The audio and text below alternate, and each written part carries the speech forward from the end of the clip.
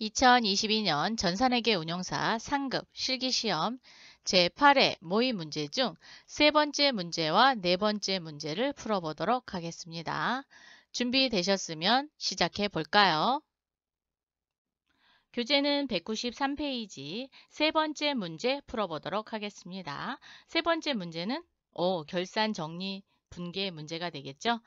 다음 기말 12월 31일 결산 정리사항을 회계 처리하고 마감하시오 라고 했습니다. 그러면 수동결산이냐 자동결산이냐 구분하고 수동결산을 먼저 두 문제 처리하고 그리고 자동결산, 결산자료 입력을 통해서 데이터를 입력하고 전표 추가해서 일반 전표 입력 확인까지 해보도록 하겠습니다. 첫 번째, 매출 채권 잔액에 대하여 1% 대손충당금 보충법을 설정하다 그랬어요. 얘는 자동결산. 그러면 체크해 놓겠습니다. 그럼 자동결산. 자, 이렇게 체크해 놓고 아직 안 했다라는 거죠. 두 번째, 임대료 선수분 미경과분을 계상하다. 얘는 수동결산 해야 되죠. 장부를 줘야여 월할 계산할 것 그랬어요. 그러면 임대료 도대체 얼마를 받았는지 어디 가서 줘야 할까요? 합계잔액산표. 네, 맞습니다. 그래서 합계잔액산표 가서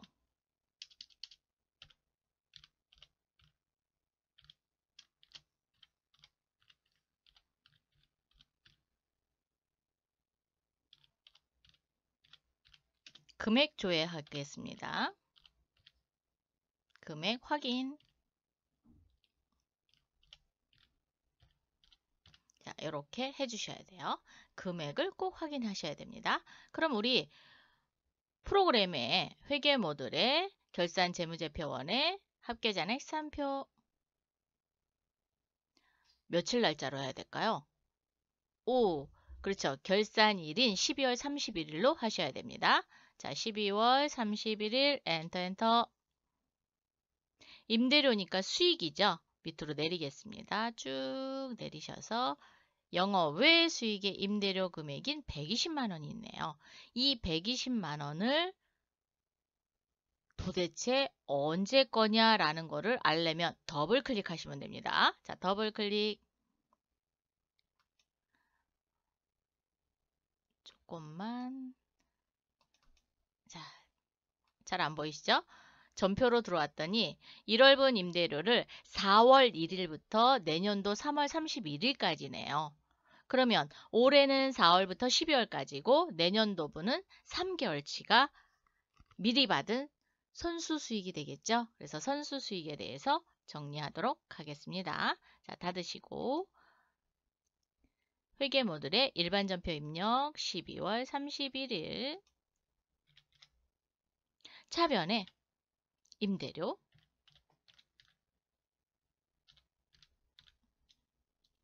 900번대 임대료예요. 영업 외. 자, 400번대 쓰시면 안 됩니다, 여러분. 400번대는 매출이에요. 즉 임대사업자가 임대료를 받은 것. 그거는 재고자산이잖아요. 그럴 때 쓰는 게 400번대고요. 900번대 영업 외 비용입니다. 영업 외 수익입니다. 그래서 900번대 써주세요. 오른쪽 마우스 눌러서 계산기 열도록 할게요. 금액은 120만 원이었어요. 자, 나누기 12달로 나눕니다. 내년도분이 1월부터 3월까지였죠. 그래서 3개월치를 계산하시면 곱하기인데 그죠? 곱하기는 D 30만 원이 내년도분입니다. 그래서 임대료를 30만 원 줄여주시고 대신 부채로 대변의 선수수익 30만 원 수정분계 하시면 되겠습니다. 차변의 임대료 30만 원, 대변의 선수수익 30만 원. 그래서 내년도분을 12월로 나눠서 즉 올해 받은 수익 전체 금액을 12로 나눠서 내년도 분인 3개월치만 선수수익으로 넘기게 됩니다. 세 번째, 5월 10일 거래처 주식회사 세나캠핑에서 받아 보관하고 어음이 만기돼요. 어음 만기가 됐네요. 입금된 사실을 기말 현재 당좌예금 하나은행 계좌를 통장 정리하다가 발견됐대요. 어이쿠. 자, 받으럼에 대해서 어음 관리를 해줬어야 되는데 놓친 거죠. 놓쳤을 경우에는 12월 31일자로 하셔도 됩니다. 우리가 지금 기말 결산 정리분계를 하는 거잖아요. 그래서 5월 10일자로 그러니까 그 만기 일자로 소급해서 정리하는 것보다는 이런 경우에는 그냥 만기 일자에 정리를 하시면 됩니다. 자, 그래서 12월 31일. 그런데 도대체 세나 캠핑에 얼마짜리 어음이고 만기가 언젠지 잘 모르겠죠?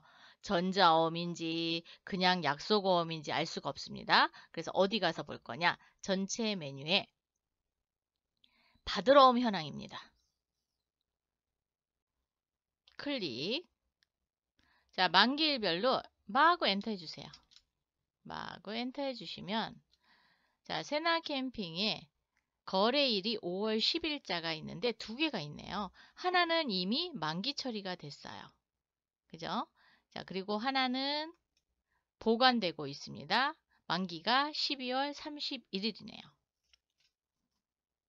가나의 12122525 12월 31일 날 만기가 된 거를 처리를 못했다는 겁니다. 그래서 이 부분 200만 원에 대해서 처리하도록 하겠습니다. 자, 일반 전표 입력. 얘 복사해 갖고 오세요. 컨트롤 C 해서 일반 전표 입력. 12월 31일 차변에 당좌예금으로 돈이 들어왔대죠. 그래서 당좌예금 하나은행. 금융거래처이기 때문에 반드시 코드 걸어주셔야 됩니다. 하나은행. 자, 금액은 컨트롤 V 200만 원. 대변에 받으러옴. 받으러옴. 거래처는 세나 캠핑. 자, 세나 캠핑 되셨나요? 그리고 자금관리. 그렇죠. 자금관리 반드시 해야죠. 받으러옴이니까. 자, F3 금액은 200만 원. 자, 하단에 살짝 올릴게요, 제가. 자, 받으러온 관리창이 열렸고요. 만기입니다. 그래서 4번 만기로 바꿔주시고요. 더블 클릭 또는 F2 해주세요. 그러면 거래일 5월 10일 날 거래된 세나 캠핑의 어음 번호가 떴습니다. 자, 선택해 주시고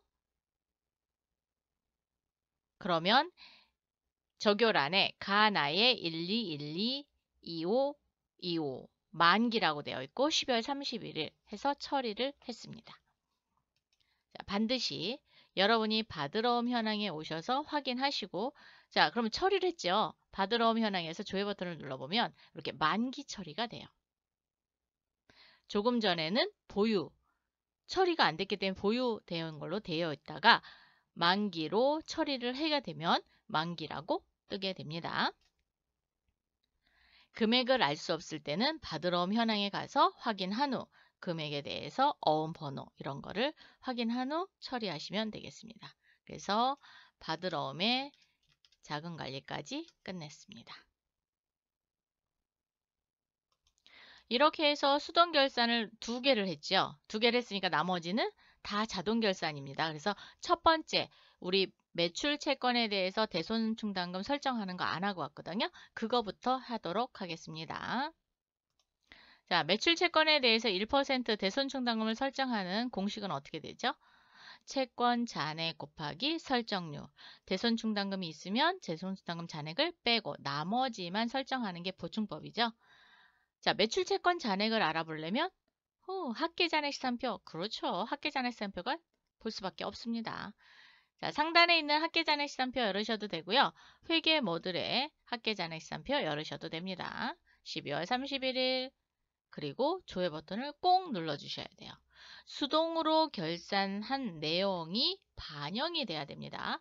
반영이 되지 않은 상태에서 문제를 풀게 되면 그쵸? 답이 틀리게 되죠.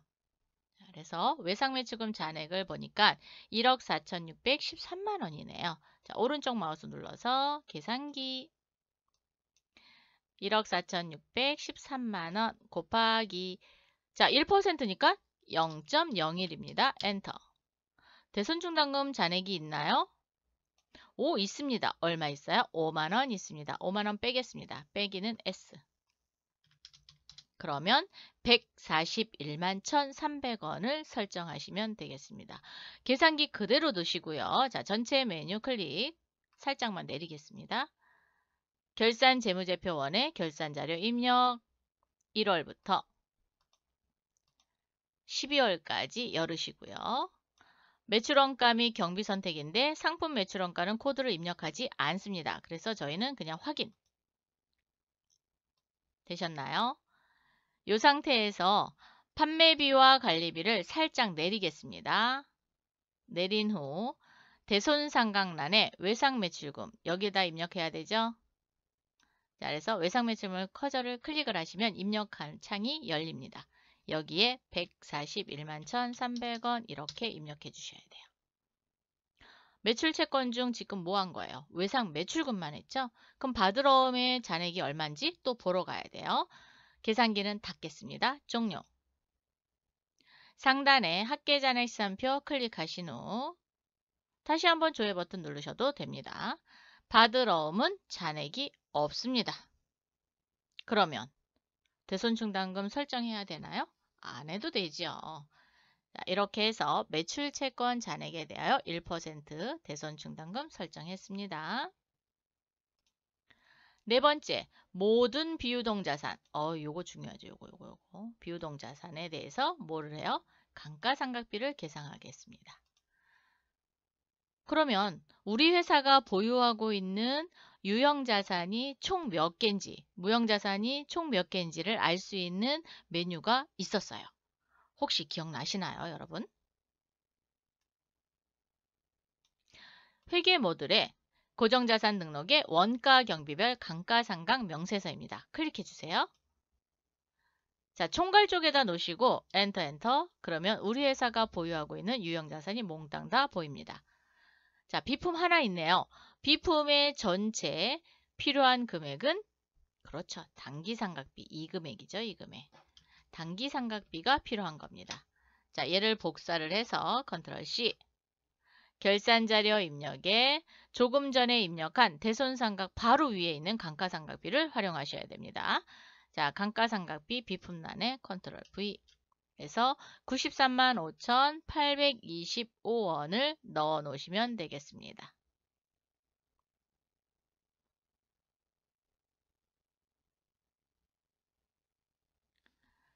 무형자산 상각이 있는지 한번 보겠습니다. 원가경비별 감가상각 명세서에 무형자산 총괄 누르시고 엔터 해보시면 없습니다. 그러면 저희 입력할 게 없어요. 그러면 모든 비유동자산에 대해서 처리했습니다.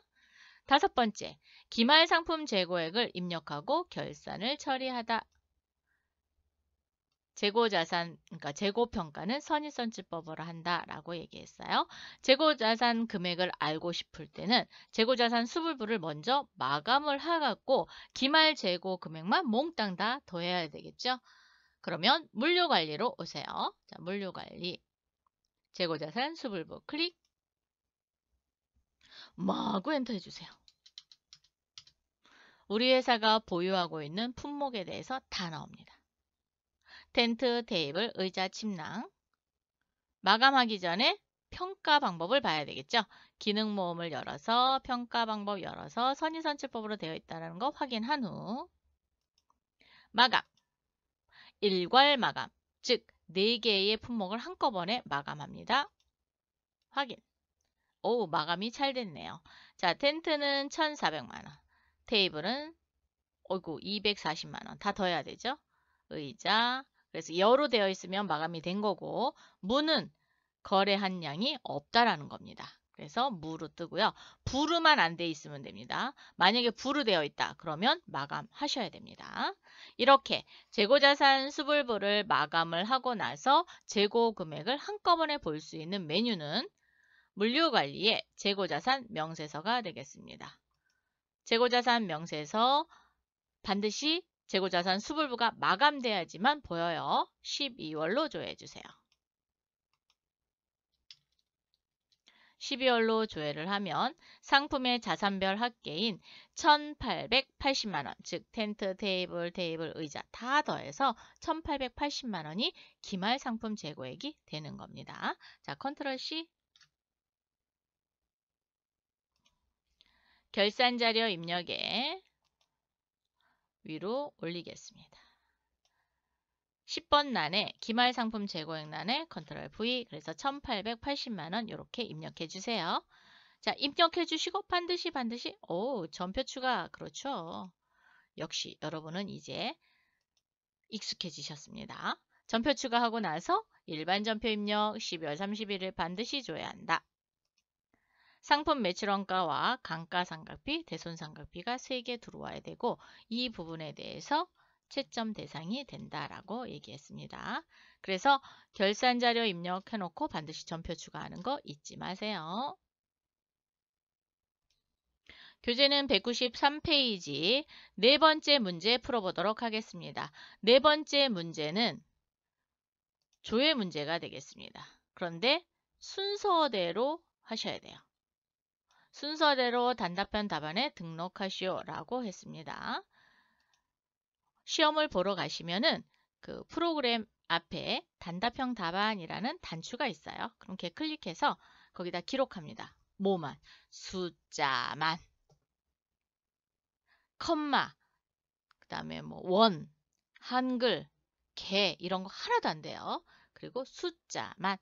다만 답안이 소수점인 경우에는 점은 인정합니다. 그리고 마이너스인 경우에는 부동호를 인정하는 경우가 있습니다. 근데 문제를 잘 풀어보셔야 돼요. 만약에 손실을 물어봤다. 그럼 마이너스 붙이는 게 아니라 그냥 숫자만 딱 치시는 거예요. 첫 번째 조회 문제 풀어보도록 하겠습니다. 1. 9월 20일 현재 9월 20일 체크해놔야 되네. 외상매입금 잔액은 얼마입니까? 라고 물어봤어요. 자, 잔액 어디 가서 볼까요?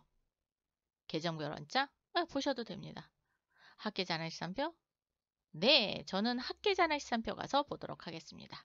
회계 모듈에 결산재무제표원의 합계잔액시산표 날짜는 9월 20 수정하셔야 됩니다.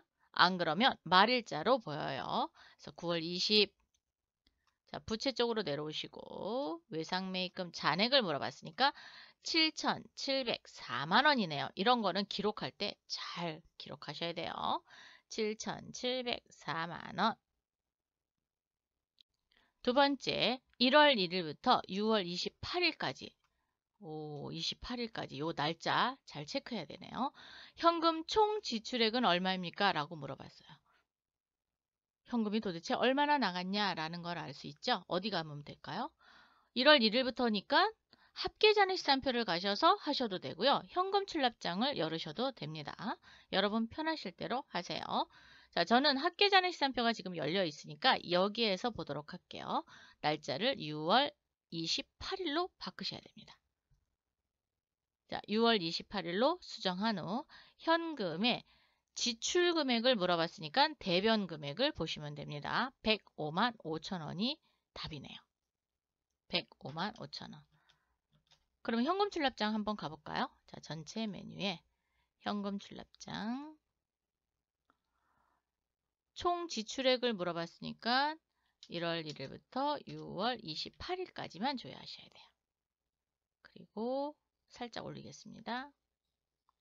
여기 출금 전체 출금이죠. 그래서 105만 5천 원. 답이 똑같습니다. 그래서 여러분이 쉽게 찾을 수 있는 그런 쪽으로 장부를 조회하시면 되겠습니다. 2월 1일부터 4월 30, 이번 문제는 날짜가 매우 중요하게 적용이 되네요. 현금으로 지급한 여비교통비는 얼마인가? 라고 물어봤어요. 현금이랍니다. 현금. 그리고 여비교통비. 어디 가서 볼까요, 여러분? 중간에 이렇게 잘라서 보는 거는 그렇죠. 1월계표밖에 없습니다. 중간에 잘라서 봐야 되는 거는. 그러면 자, 전체 메뉴 열으셔서 전표 입력 장부에 1월계표 가겠습니다. 2월 1일부터 4월 30일까지 열어주세요.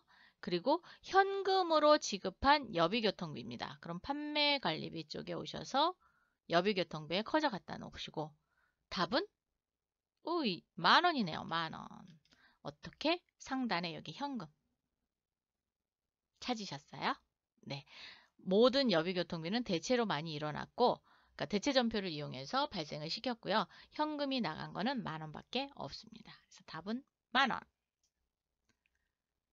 4번 7월 중 어이구 7월 중이네요.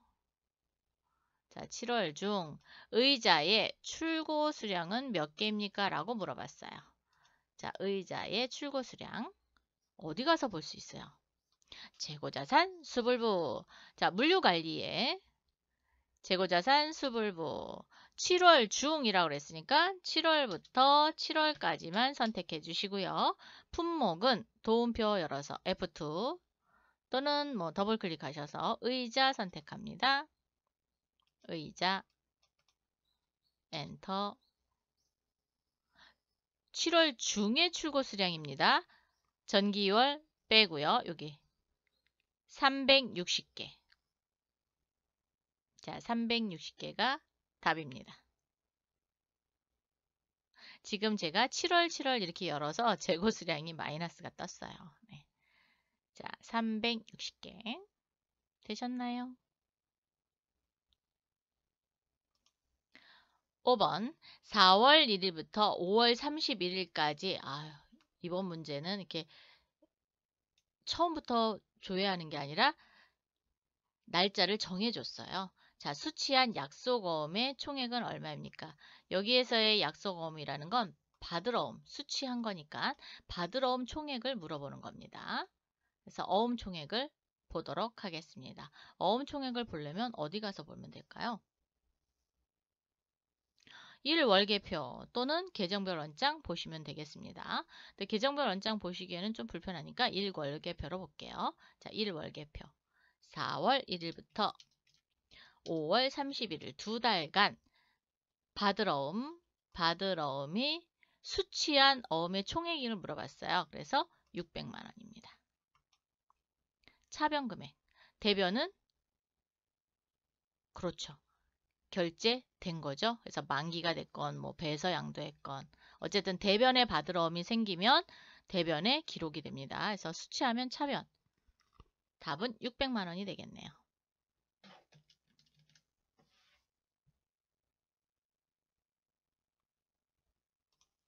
6번 1월 1일부터 12월 31일까지 한국채택 국제회계기준 KIFRS에 의한 포괄손익계산서에 표시되는 총 포괄손익은 얼마입니까? 라고 물어봤어요. 총 포괄손익. 자, 얘는 KIFRS 포괄손익계산서 열으셔야지만 나옵니다.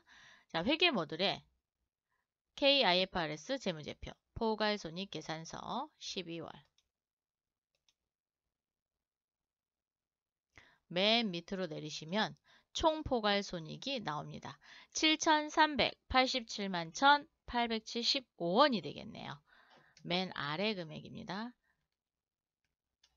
대부분 당기순이익하고 거의 비슷하게 나오는데요. 근데 혹시 기타 포괄손익 공정가치 측정 금융자산에 대한 평가 손실이나 평가 이익이 있다. 그러면 금액이 달라집니다.